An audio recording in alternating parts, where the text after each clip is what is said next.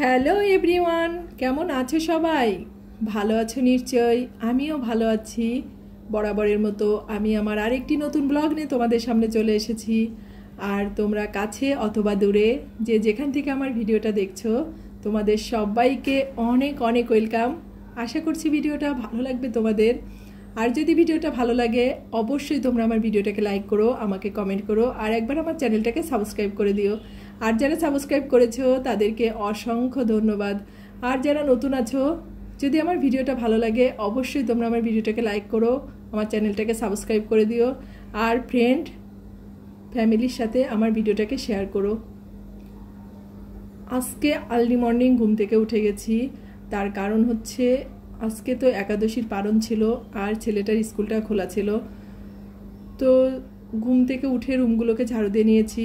আর এখন একটু দাঁতটা ব্রাশ করতে করতে বারান্দায় এসে দাঁড়িয়েছি। আসলে সকালের ওয়েদারটা এতটা সুন্দর থাকে যে মনে হয় যে দাঁড়িয়েই থাকি।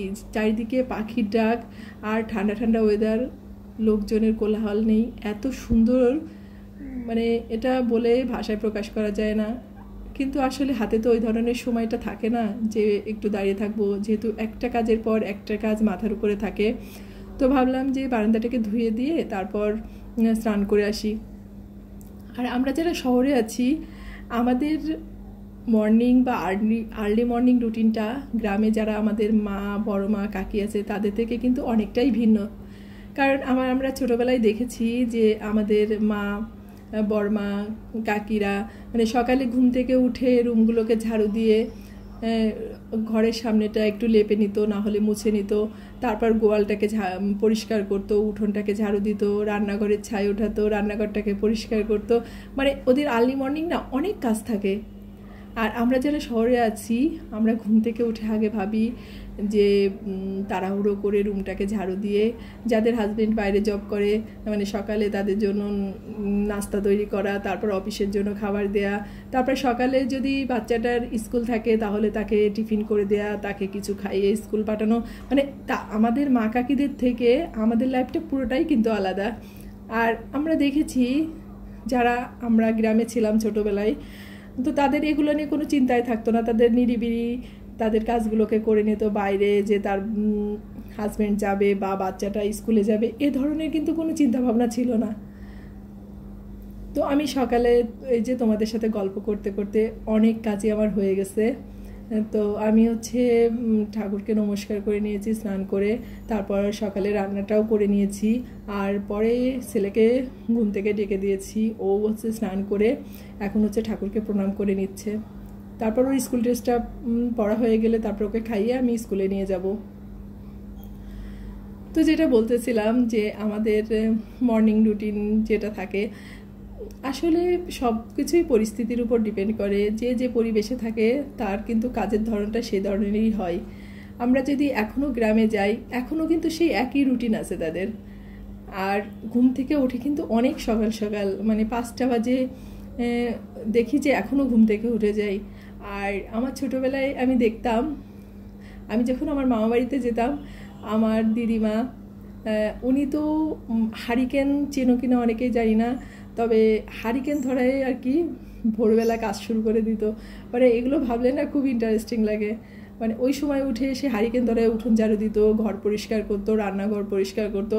আর সকাল হতে হতে দেখা যায় যে তার রান্নাটা হয়ে যেত। আমরা ঘুম থেকে উঠে দেখতাম যে দিদিমার রান্নাটা হয়ে গেছে। আর সেটার কারণ ছিল, কারণ যে দাদু মামা সবাই আর কি হাটে যেত, তো একটা অন্যরকম ছিল।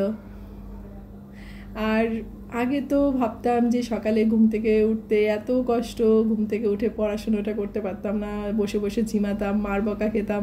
কিন্তু এখন দেখো কোনো অ্যালার্মের প্রয়োজন হয় না, কারো ডাকার প্রয়োজন হয় না। নিজের মাথার ভিতরে এমন একটা টেনশন থাকে যে মানে সময়ের আগেই বুঝি ঘুমটা ভেঙে যায়। সময়ের সাথে সাথে আমাদের কত কিছু পরিবর্তন হয়, তাই না?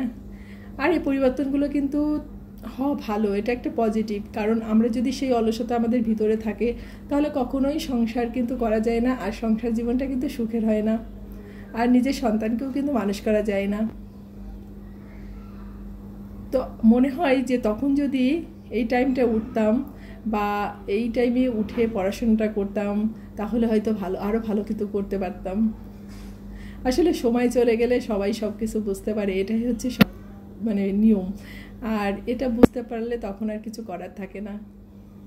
তো যাই হোক, আমি এই যে আমার ছেলেকে আর কি খাইয়ে দিচ্ছি, ও আর কি সকালে খেতেই চায় না। তারপরেও ভাবলাম যে সামান্য কিছু মুখে দিয়ে একটু জল খেলেও ভালো লাগবে। তো আমরা বের হয়ে গেছি। আর এখন রাস্তায় মানে সকালবেলায় প্রচুর পরিমাণে জ্যাম হয়ে যায়। বিশেষ করে যে লঞ্চগুলো আসে, লঞ্চের যাত্রীদের চাপ থাকে রাস্তায় অনেক বেশি। আর সে কারণে সিএনজি ভ্যান রিক্সা মানে ভরা থাকে রাস্তায়।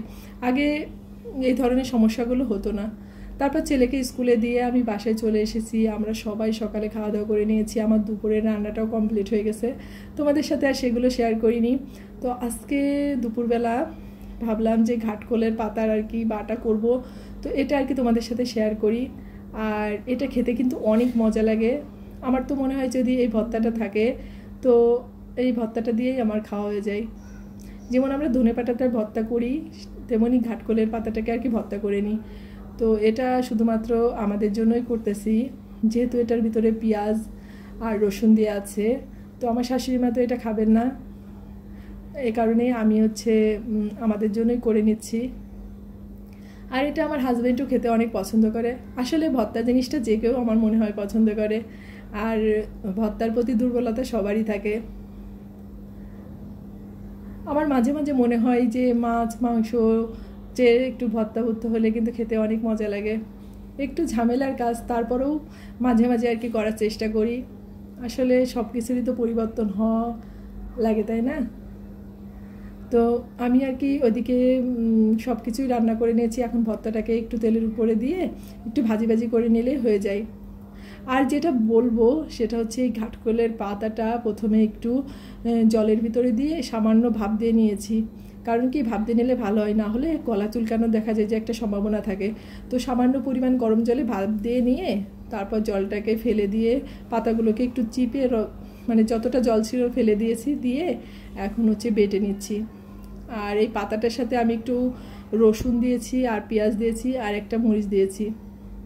আর এখন হচ্ছে সর্ষের তেলে এই পাতাটাকে একটু ভাজা ভাজা করে নেব। আর কি ধনেপাতার ভর্তাটা যেমন হয় ঠিক তেমনই প্রায়। তো এটাকে একদম পুরোপুরিভাবে ভাজা ভাজা করে নেব, যাতে কোনো রস না থাকে, তাহলে আর গলাটা চুলকাবে না আর খেতেও অনেক মজা লাগবে। আর আজকে তো মানে তোমাদের সাথে দুপুরে আমি রান্নাটা শেয়ার করিনি। তো আজকে দুপুরে কি রান্না করেছি সেটাও তোমাদের সাথে দেখাবো, যেহেতু আমার ছেলে আমার শাশুড়ি মা ওদেরকে খাবার দিয়ে দিব। আর এটা একটু আলাদাভাবে করতেছি, যে পেঁয়াজ রসুনের তো দেখা যায় যে ছোঁয়াছুঁই হয়ে যাবে অন্যান্য রান্নার সাথে, এই জন্য এটাকে আর কি আলাদাভাবে করে নিচ্ছি।